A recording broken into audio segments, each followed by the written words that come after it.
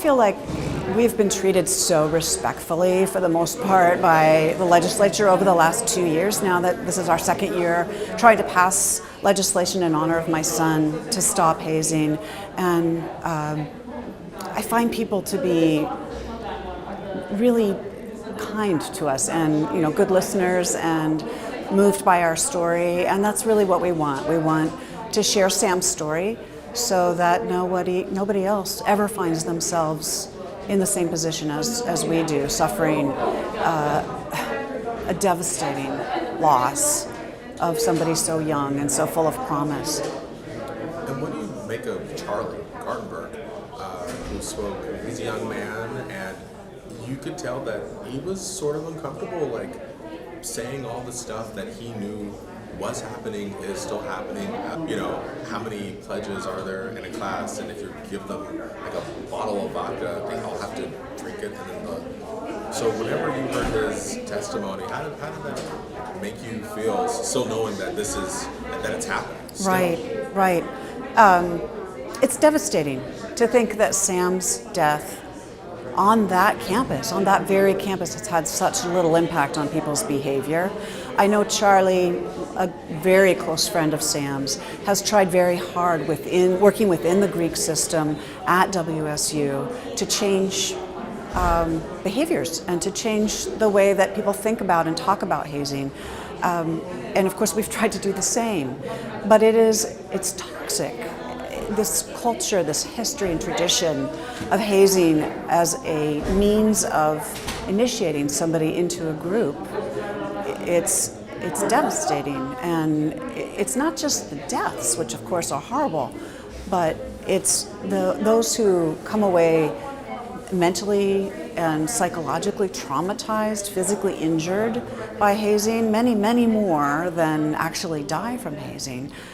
It's inexplicable to me that in 2023 we're still talking about hazing.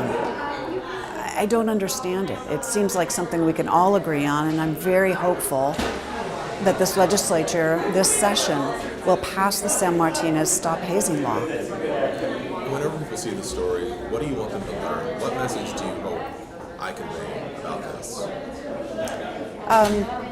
That this can happen, hazing can happen to anyone.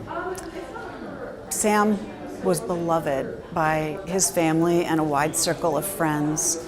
He was on the cusp of his life, he was getting his feet under him at college. He was looking for a group to support him, something to belong to, and they turned on him. They said they would have his back, and instead they turned their backs on him.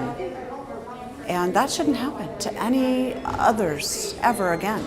I don't ever want to see another family put in this position. And how are you doing? I know many people probably don't ask that question often, but how are you doing? Thank you for asking. It remains really hard. We've just come through the holiday season.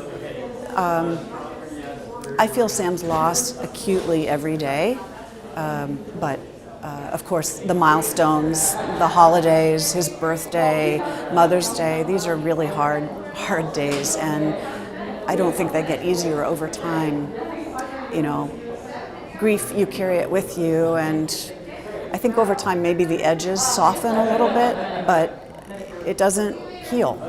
It's just it's a permanent part of who I am now.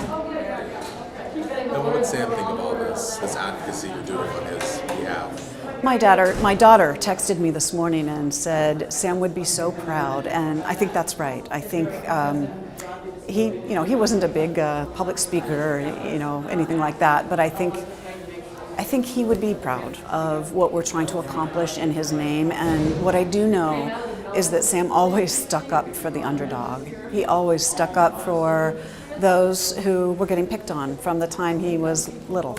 And I think he would believe that we are doing the right thing, and he would want this bill in place to save other young men.